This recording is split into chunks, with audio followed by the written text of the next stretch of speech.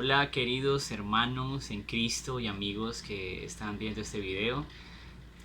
Hoy me siento con un profundo gozo en mi corazón y alegría porque en los próximos días, específicamente esta semana entrante, a partir del lunes vamos a estar compartiendo mi esposa y yo una serie de videos en donde vamos a exponer o a explicar desde un panorama general el Evangelio según Juan.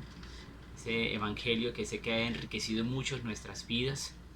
Normalmente empezamos por los evangelios sinópticos a estudiarlos, Mateo, Marcos, Lucas, pero el evangelio de Juan tiene una riqueza impresionante.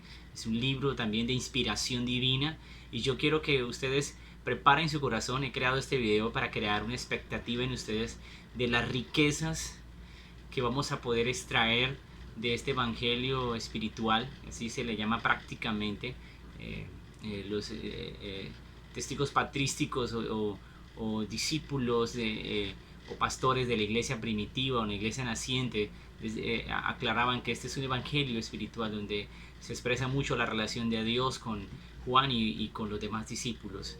Y quiero que ustedes abran su corazón y se preparen para recibir la riqueza que la palabra de Dios nos ofrece. Mi esposa y yo hemos estado este tiempo estudiando este libro, los 21 capítulos del Evangelio según Juan, y hemos sacado unos apuntes que quiero compartirles de forma preliminar o de forma anticipada para crearles la expectativa y para que vayan preparando su corazón, su Biblia y sus apuntes para lo que vamos a aprender esta semana. La siguiente semana vamos a exponer de forma general la idea principal de todos los 21 capítulos del Evangelio según Juan. Yo tengo aquí unos apuntes que con mi esposa queremos compartirles a ustedes para que preparen su corazón para lo que Dios quiere enseñarles esta semana a través de este Evangelio.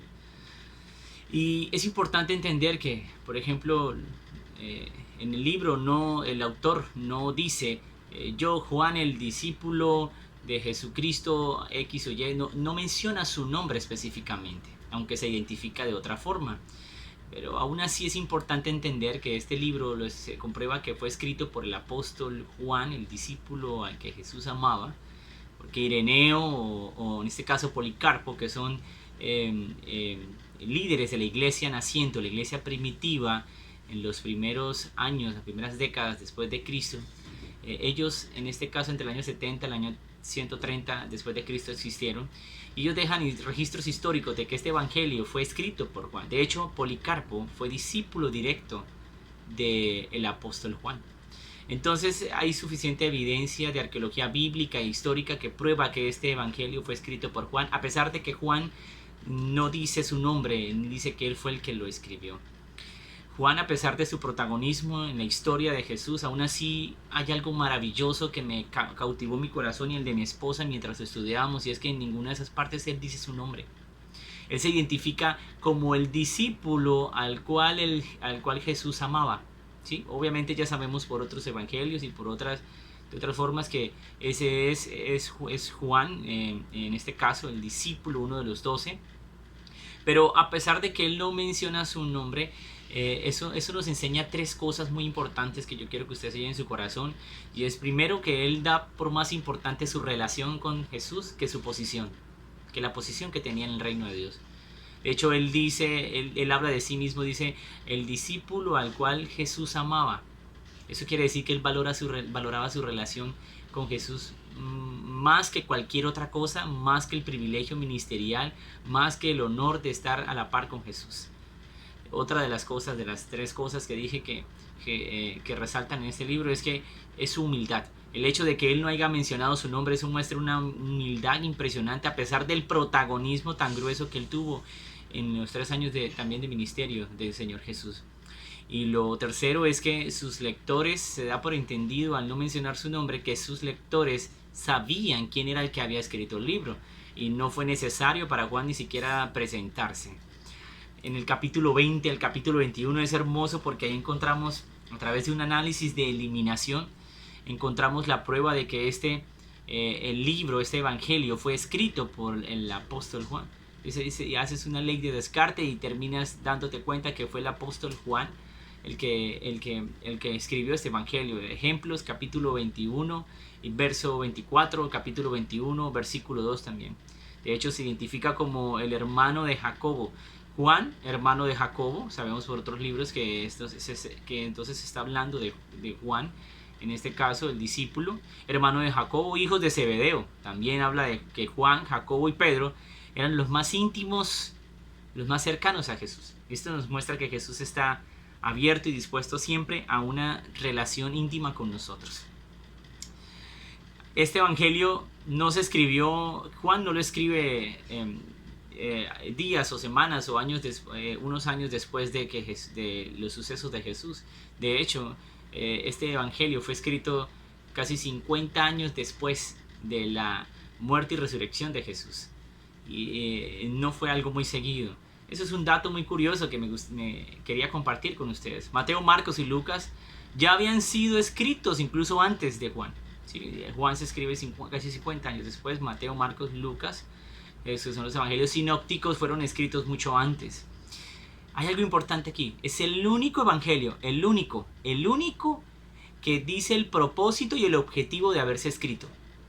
Los demás no tienen no definen este propósito de una forma clara o visible, sin tener que escrutarlo. Y Juan sí, y eso está en el capítulo 20, versículo 30 y 31. Dice, para que creáis, estas cosas se escribieron, estas señales se registraron para que creáis que Jesús es el Cristo y para que tengan vida eterna. Es algo extraordinario, es algo hermoso de lo evangelio según Juan. La palabra creer se usa aproximadamente 100 veces en este evangelio. De hecho, uno de los pasajes más maravillosos y al mismo tiempo a veces controversiales es Juan capítulo 3, en donde Jesús con Nicodemo le enseña realmente lo que es creer, le enseña lo que es el nuevo nacimiento y le dice que no hay algo que él pueda hacer para ser salvo. Usted no puede provocar su salvación, usted no puede provocar el nuevo nacimiento, lo único que puedes hacer es creer. Y está el versículo, uno de los más famosos entre el pueblo de Dios, Juan 3.16 y Juan 3.18. Es importante también comprender que Juan compuso su evangelio para proveer razones de la fe salvadora y para darle seguridad a los creyentes de que el regalo de la salvación les pertenecía y que nadie podía arrebatárselos.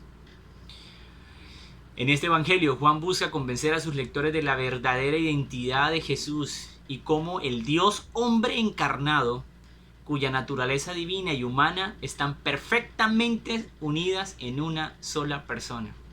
Este es uno de los libros que más habla con precisión acerca de la divinidad de Jesús, de la divinidad del Mesías, de la divinidad del Hijo de Dios. Juan muestra 8 pruebas o señales que refuerzan la verdadera identidad divina de Jesús, que lleva a las personas, las conduce hacia la fe salvadora. 8 pruebas de la divinidad de Jesús. El evangelio de Juan es muy importante, es supremamente importante y complementa incluso los evangelios sinópticos.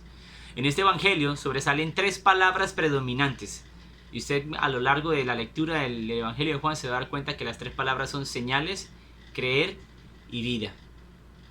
El evangelio de Juan se enfoca en 3 cosas principales. Número 1, Jesús como el verbo, el Mesías, Dios hombre, Dios hecho carne. Número 2, Jesús quien trae la dádiva de salvación a la humanidad.